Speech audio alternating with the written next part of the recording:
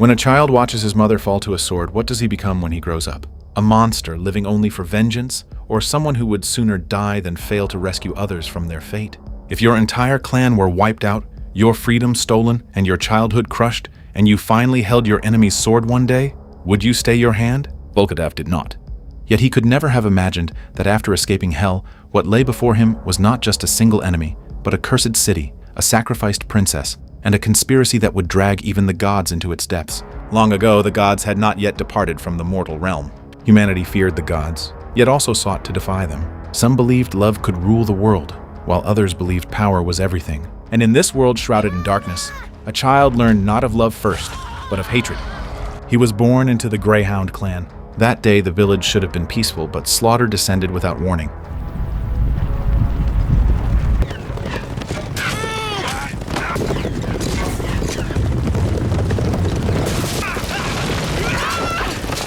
Cavalry swept into the settlement, flames pierced the sky, and screams erupted from between the wooden huts.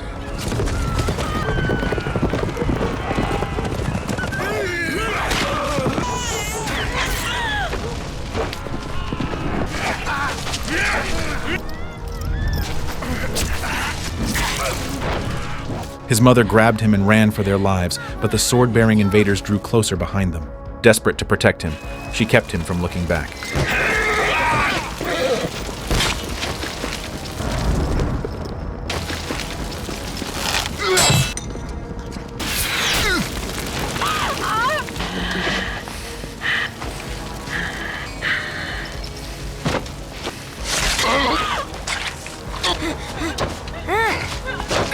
But the child still saw his people fall, his home destroyed, and his mother dragged away. The enemy spared her no mercy, piercing her with a sword, and with that same stroke, piercing the last trace of tenderness in the child. He struggled to rush forward but was pinned down.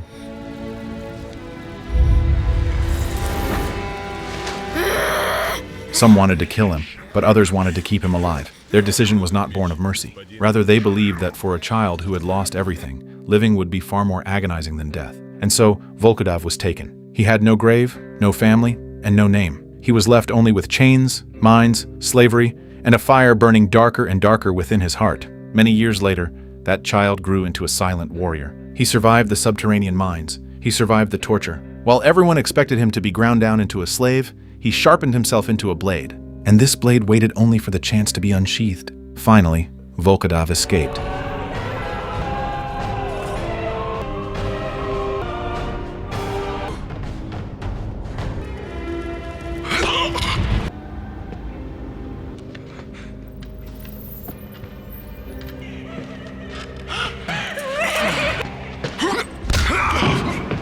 He breached his enemy's castle and found Ludoed, the man who had destroyed his clan. Years of hatred culminated without a single wasted word, only the clash of steel, only blood spilling onto the floor.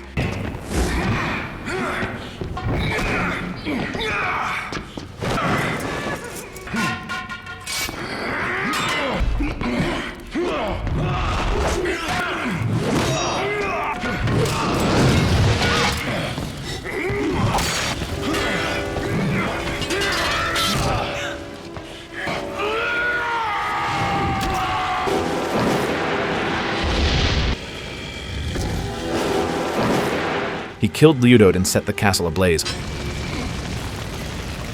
Yet as the flames rose, he did not flee alone.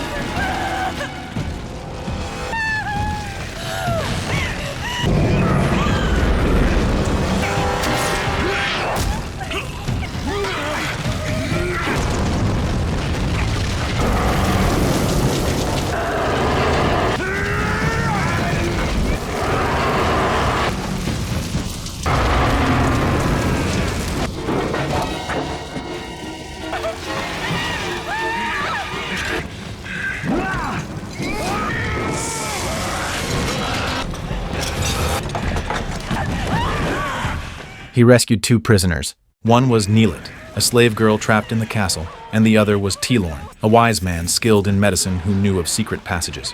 Tilorn guided them through the castle's hidden pathways, escaping both the raging fire and the pursuing guards.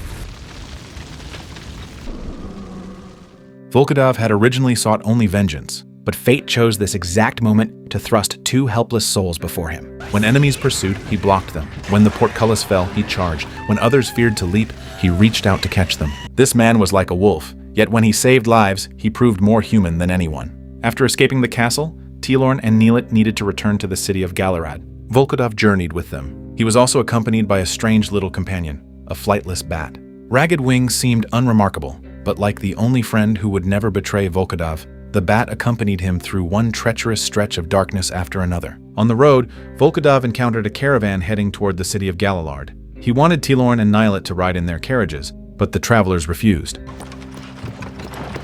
Consequently, Volkodav challenged them to a duel, stating that if he won, he wanted them to abide by his decision.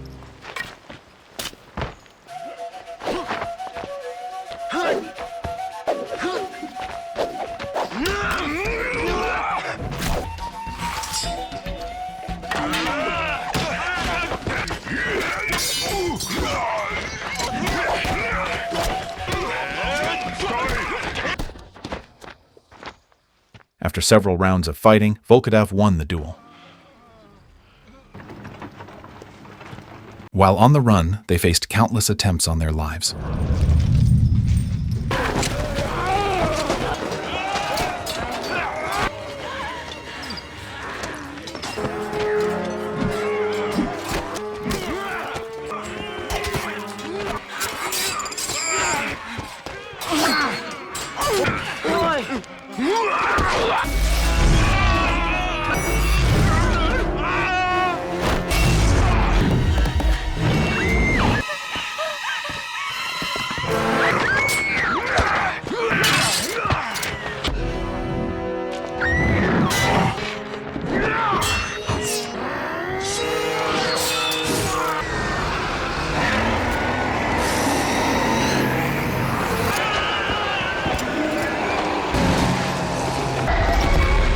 After the fight, Volkodav noticed that these men all bore a mark on their hands.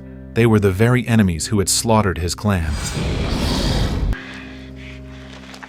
They arrived at the city of Galerad. It was a strange city. The sky felt heavy, as if weighed down by some unseen force.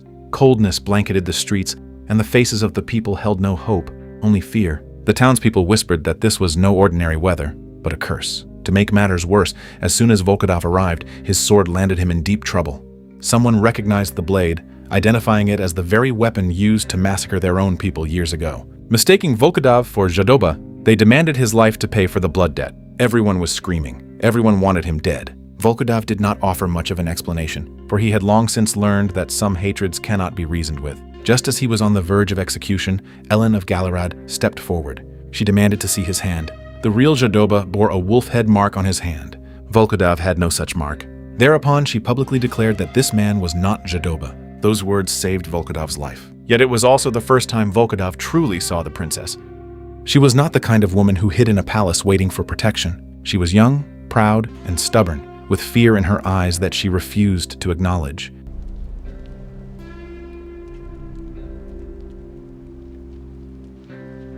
She carried the burden of a betrothal, and with it, the fate of her entire city. For the city of Galerad was cursed. Clouds blocked out the sun, coldness swallowed the streets, and the people waited in fear for an answer. To purchase power and restore warmth to the city, Ellen was betrothed to Vinitar of the north. But this betrothal was tainted from the start.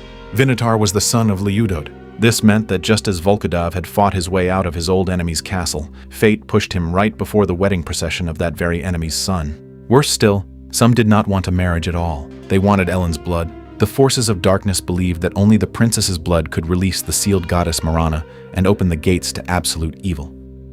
Ellen did not know whom to trust. She trusted neither her own guards nor the kin closest to her. She knew only that something of great importance once belonging to her had been taken, and she had to retrieve it herself. But no sooner had she acted than she was targeted for assassination.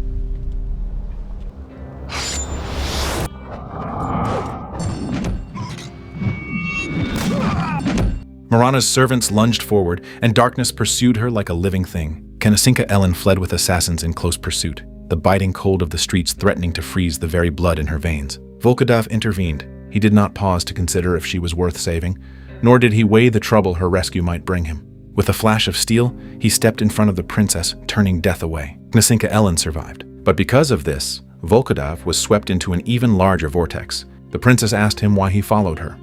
Volkodav's answer was simple. Because he had saved her life, she should trust him. These were no sweet, empty words. It was a warrior's simplest, most unyielding promise. Later, someone warned Volkodav against traveling with the princess. They told him that Knasinka Ellen's betrothed was seeking her blood and that she would only bring him ruin. Upon hearing this, Volkodav made his stance clear. If they wish to make a sacrifice of her, then it is my duty to protect her. This was the greatest contradiction within Volkodav. He claimed to disbelieve in love, trusting only in power. Yet whenever the weak were harmed, he was always the first to draw his sword. He refused to call himself kind, for kindness was a luxury his world could not afford. Yet everything he did proved he could not bear to watch others suffer the same childhood torment he had endured. The caravan set out. Ellen was to fulfill her betrothal, with Volkodav serving as her guardian. Accompanying them were the princess's cousin, Lucezar, her other guards, and Tilorn and Neletuchaya, whom Volkodav had saved. The road ahead was fraught with peril. Jadoba's men trailed them like shadows. Volkodav captured some of their foes and interrogated them on Jadoba's whereabouts. But these were no ordinary bandits. They bore the wolf head mark of Marana, behaving like madmen pulled by the strings of an evil deity. They did not fear death, for they believed that once the sacrifice succeeded, eternal darkness would fall, and Ellen was to be the ultimate offering. Along the way, they encountered a tribe. The people there were preparing to sacrifice a pregnant woman and her unborn child. Their reasoning was absurd, yet chilling to the bone. They claimed the woman had to die for the tribe's sake, because her child might seek vengeance once grown. In the name of their faith and their supposed safety, they sought to extinguish an unborn life. Knasinka Ellen could not stand by and watch. She stepped forward, demanding to know what the woman or her child had done wrong. The tribesman replied that it was the will of the gods. Ellen did not back down, neither did Volkodav. He was all too familiar with this kind of logic. When his own clan was slaughtered, the murderers must have rationalized it the same way, for power, for faith, for the future, for some grand, sweeping cause. But when the blade falls upon the innocent, all reasons are lies.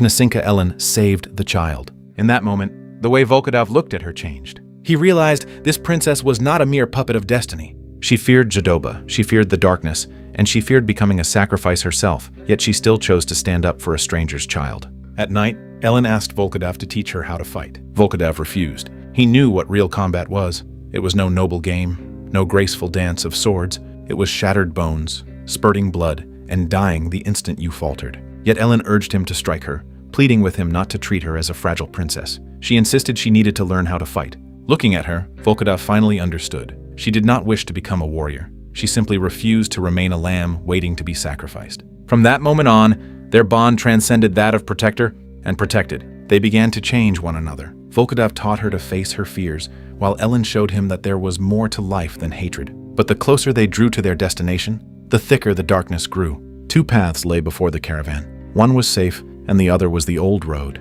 The old road was steeped in rituals for the dead, restless spirits, and whispers that legends warned the living should never hear. The guards urged Ellen to avoid it. Volkodav too knew of its dangers. Yet she chose the old road anyway. She was a princess and the target of destiny. She could not spend her life taking detours to avoid fear. Once night fell, the perils of the old road materialized.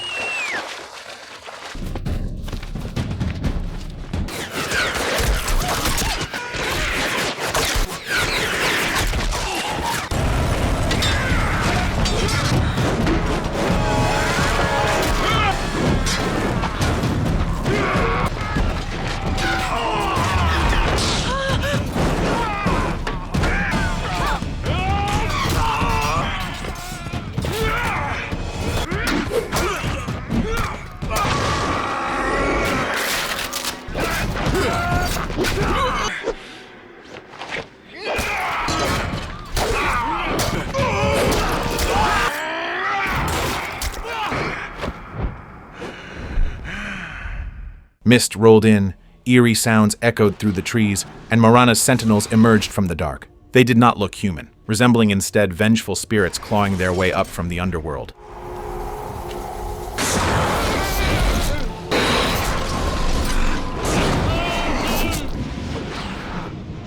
Ordinary blades could barely scratch them, but they feared fire. Volkodav ordered everyone to raise their torches.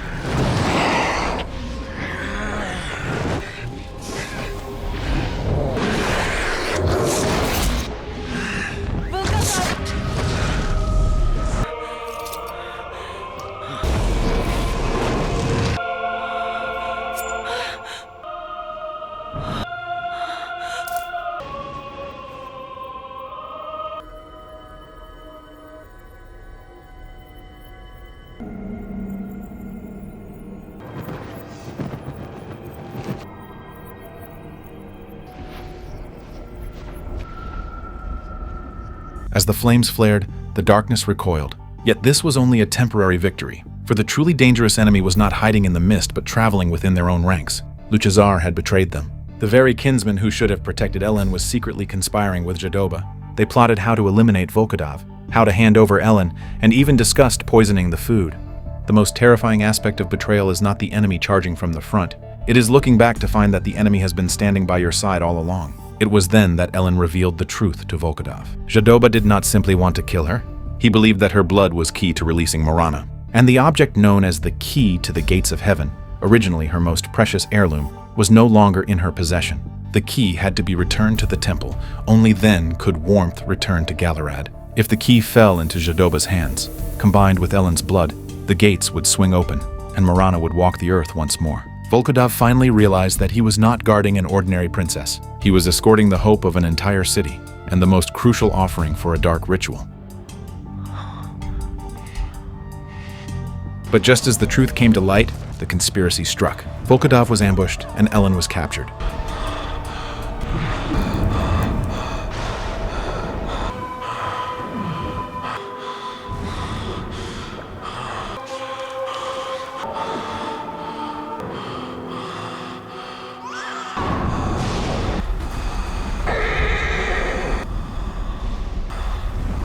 Luchazar and Jadoba's men dragged her toward a mountain altar, the designated site for the sacrifice. When Volkodav awoke, the princess was gone.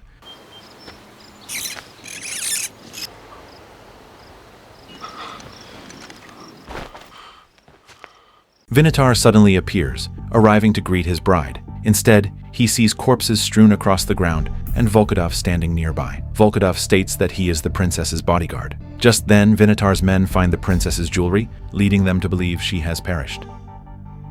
Vinitar also learns from his brother that Volkodav is the one who killed their father. The two draw their weapons and attack each other.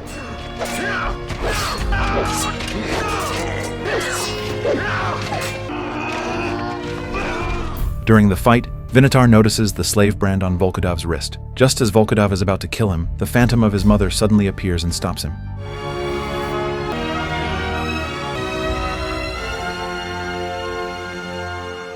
Volkodav walks over to the corpses and discovers that the deceased woman is not Ellen. He was told that Luchazar and Jadoba had taken her. In that moment, Volkodav did not despair or rage.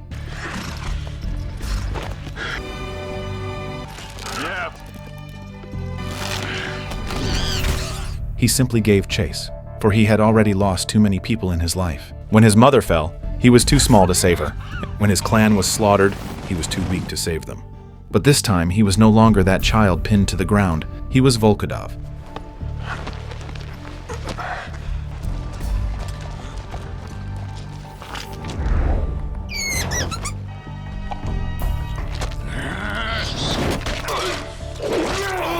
He freed his captured companions, forced the location from his enemies, and charged toward the mountain altar. At the altar, the dark ritual had already begun. Knasinka Ellen was brought before the sacrificial dais, where Jadoba prepared to use her blood to open the gate to Marana. Luchazar stood by, even begging for her forgiveness. Yet, he did not stop his betrayal. Knasinka Ellen finally understood. She had not been betrayed by fate, but by her own people.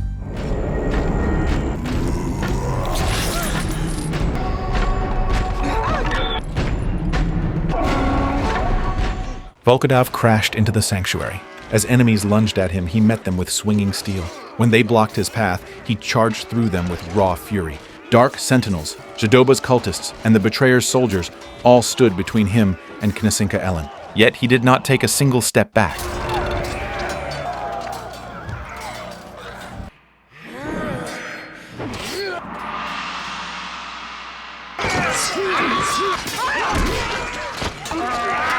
Meanwhile, Vinitar arrived at the scene. The man who was meant to marry Knasinka Ellen finally saw the truth. She was neither a pawn in a betrothal nor a sacrifice for anyone. Jadoba's true intent was to surrender her to Marana.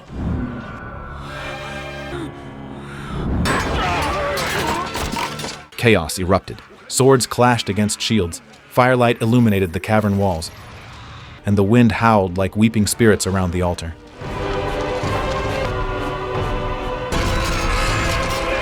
Jadoba finally joined the fray himself, and Volkodav went to meet him. It was a duel of two bitter hatreds.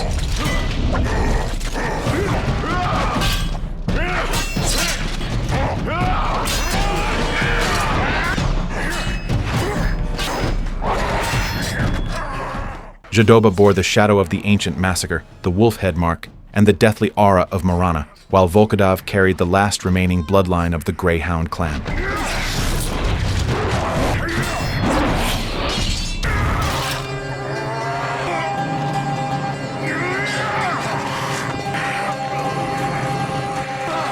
They fought to the bitter end, with Volkodav sustaining a fatal wound. Yet he still backed Jadoba into a corner, ultimately defeating the villain who had claimed so many innocent lives.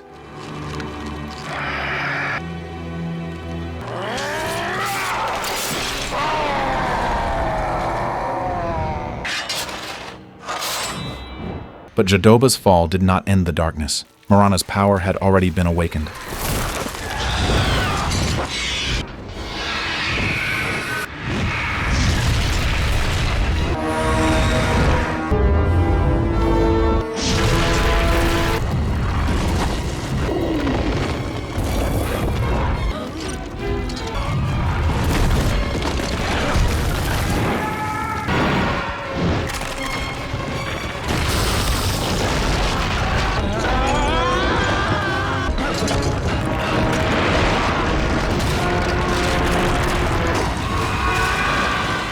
A massive vortex of darkness formed in the mountains like the yawning jaws of death itself. The tempest consumed everything, making the very stones tremble.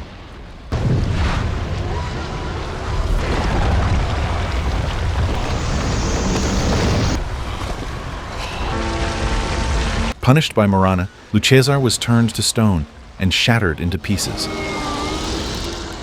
This was the price of his betrayal. He thought siding with darkness would grant him power, but in the end, he could not even retain his human form.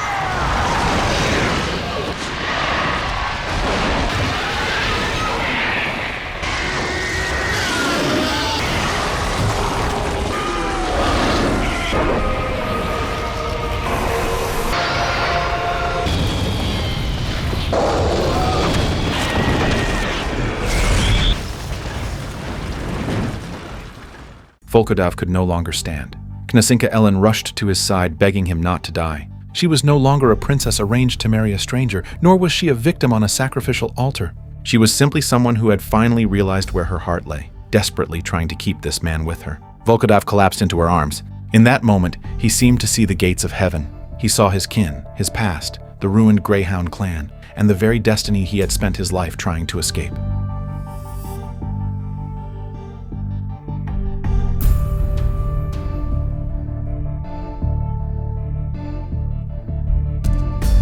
Once, he believed he lived only for revenge. Only later did he understand that true freedom is not killing your enemy, but refusing to let hatred dictate your life. Destiny said he should be a slave, yet he chose to stand. Destiny said Knasinka Ellen should be a sacrifice, yet he chose to rescue her. Destiny said the Greyhound clan was left only with death, yet with his final breath, he chose to prove the Greyhound clan still lived. Ultimately, the darkness was driven back, and Marana failed to consume the world.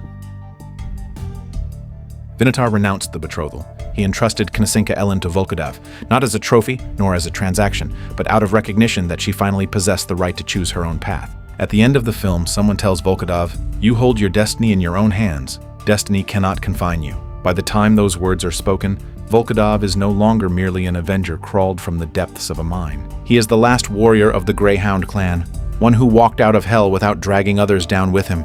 He had lost his mother, his clan, and his freedom, yet he had not lost what mattered most.